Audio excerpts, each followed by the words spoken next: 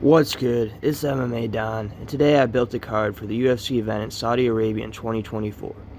I put together 13 possible fights that I think would all be bangers. The first fight of the night I put together is Muslim Salikov versus Santiago Ponzinibbio. Both fighters are veterans of the sport. Salikov is 39, while Ponzinibbio is 37, so it makes sense age-wise. Ponzinibbio lost his last fight to Kevin Holland by knockout, while Salikov had lost his last two to Nicholas Dalby and Randy Brown, getting knocked out by Randy Brown. So both have been knocked out in their last fights, making me wonder how their chins are going to be.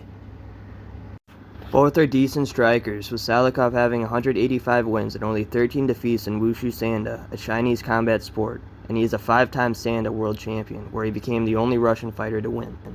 However, at 39, I don't think he has much left in him after getting brutally knocked out by Randy Brown in his last fight. Ponzinibbio is also an older fighter who got knocked out by Kevin Holland in his last match, but being 2 years younger, I feel like Ponzinibbio has a little bit more in him, and I feel like he will get it done. So, if this fight was to happen, I'd go for Ponzinibbio by decision. The next fight on the card is Albert Duraev versus Abdul Razak Alhassan.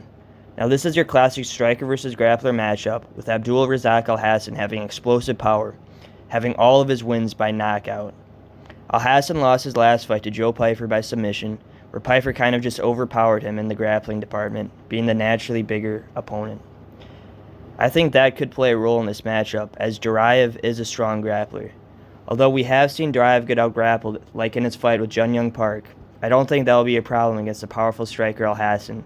So as long as he doesn't get hit with a bomb from Alhassan, which is very possible considering his insane power, I think Duraev wears Alhassan out and submits him in the third. The next matchup I put together on the card is a flyweight matchup between Tagur Ulanbekov versus Alex Perez. Now this fight is booked for UFC Fight Night 244, but I think it would be better served on the Saudi Arabia card. Ulanbekov is an elite grappler, winning 4 out of his last 5 UFC fights, and is on a 2-fight winning streak, winning both fights by submission. Now, he did lose against Tim Elliott by decision, which isn't the best look, as Elliott is sort of a flyweight journeyman. But Ulanbekov is young, and I think he has improved a lot since that fight. So I don't really hold that fight against him. Now, on the other side, Alex Perez is a good wrestler, but to be honest, I think he's kind of been pampered by the UFC by being given top 10 guy after top 10 guy despite his last win being 4 years ago in 2020. Honestly, I think he's a bit overrated and it isn't that special, and so I predict Ulanbekov out-grapples Perez and submits him in that matchup. The fourth matchup on the card is a lightweight fight between Vyacheslav Borshev versus Ben Askren's son, Chase Hooper. Another striker versus grappler matchup, with Borshev having a very interesting striking style, which I am a fan of. Borshev's last fight was a bloody war where he got dropped early on but came back in the fight to take it to a draw against a very elite fighter in Nazim Sadikov. He also had a sick body shot finish against Dakota Bush in the UFC, and also a brutal finish against Chinese prospect Ma Shate. So Borshev is no stranger to finishing prospects. Chase Hooper would be a prospect, being only 24, and after having lots of hype, it sort of got derailed a bit when he got brutally chinned by Steve Garcia in the first round, where his striking looked awful. Hooper is an elite grappler, but if he doesn't fix his striking, he will never make it to the top. Now he has a little bit of momentum with 2 straight wins, where in his last fight he submitted an elite grappler in Jordan Levitt. So Hooper does have top-tier jiu-jitsu. I just don't know if it will be enough to beat Borshev, especially without elite wrestling. I believe that in this fight, Hooper will have trouble taking Borshev down and will get lit up on the feet and maybe even finish. So for this fight, I got Borshev by decision. Next fight on the card, we got none other than Shamil the Blob Gaziev versus Justin Badman Tafa. This is a battle to see who gasses out first, in my opinion. Gaziev looked horrendous against Rosenstrike in his last fight, gassing in the first 2 minutes and huffing and puffing with his mouth wide open as he ate jabs. It was a disastrous main event and not a good look from Gaziev. Tafa in his last fight didn't look great either, basically getting laid on by Carl Williams, but Tafa has shown that he has one-shot power, and I just don't think Gaziev will respond well to a Tafa bomb. So I'd have to go with Tafa by first-round knockout pretty easily. Next fight I put together is a rematch between Hinat Fakhretdinov versus Elizeu Zaleski dos Santos. The first fight ended in a draw, so it only makes sense to book the rematch in Saudi Arabia. In the first fight, Fakhretdinov easily won the first 2 rounds, 10-9, but in the third, Santos shook stuff up by almost finishing Fakhretdinov, who was saved by the bell, giving Santos an easy 10-8 round.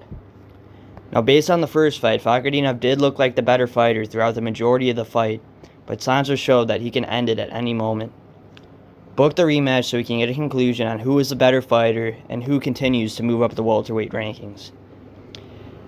In this fight, I predict Fakhretdinov winning by just out-grappling Santos, but don't get it twisted. Santos can most definitely knock out Fakhretdinov, as shown in their first matchup. So put the fight together. It was a great first fight, and let's get a conclusion on who's the better fighter.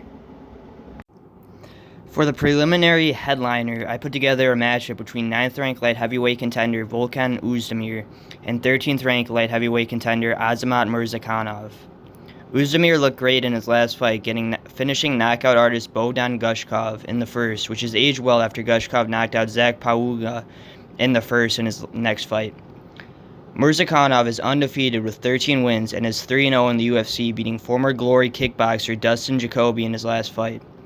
So both fighters have momentum, and I think this would be a good scrap. It makes sense since the two were supposed to be booked in December of 2023, but it didn't work out. This would be a fun striking match between two elite strikers, but I would have to pick Murzakanov because I think he is a little bit more technical on the feet, but Oezdemir could definitely catch him because Oezdemir has crazy power. First fight of the main card is a chess match between Corey Sandman Sandhagen and Umar Nurmagomedov. Sandhagen might have the most diverse and tricky striking arsenal in the UFC and is one of my favorite fighters to watch. Umar Nurmagomedov is an elite wrestler, which you probably guessed from his last name. This fight comes down to whether Umar can get Sandhagen down on the floor, which is a very difficult task, as Sandhagen has proven he is elite defensive and offensive wrestling. Umar hasn't really fought an elite guy yet, and Sandhagen is that guy. So I'd have to go with Sandhagen, as in his last fights he has proven he is at another level than most of these top bantamweights.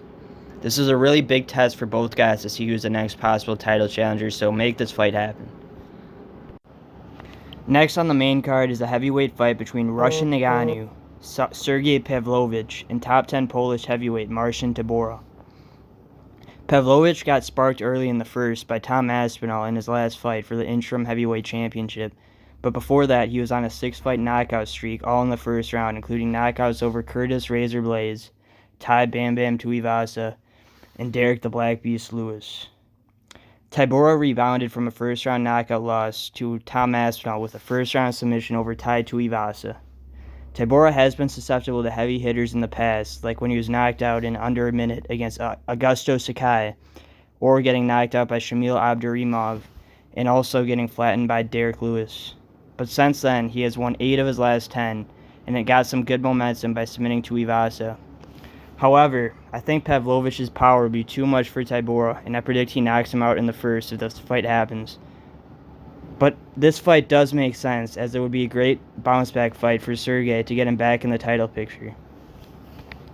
For the featured bout, I made a matchup between Khamzat Chimaev and Jared Cannonier. Chimaev left some questions against Usman in his last fight, as despite dominating in the first and almost finishing Usman, getting a 10-8 round, he was unable to finish, and Usman rallied back in the third, arguably winning the last round. Usman is a natural 170-pounder, whereas Cannonier has fought all the way up at heavyweight in the UFC and is very strong. He also has proven his takedown defense has improved immensely since making his middleweight debut in fights over David Branch, Jack Hermanson, and Marvin Vettori. He also holds a victory in a close fight over former champ Sean Strickland. I believe that Chimaev would have difficulty taking down Cannonier, and I think the longer the fight goes, the better for Cannonier. I believe Chimaev slows in the fight, and Cannonier knocks him out in the third after landing big shots throughout the fight. In the co-main event, I put together a featherweight title fight between champion Ilya El Matador Topuria and Movsar Evloev. Topuria just won the championship by knocking out long-reigning champion and featherweight GOAT Alexander the Great Volkanovski. Topuria has one-punch power and is also very good on the ground.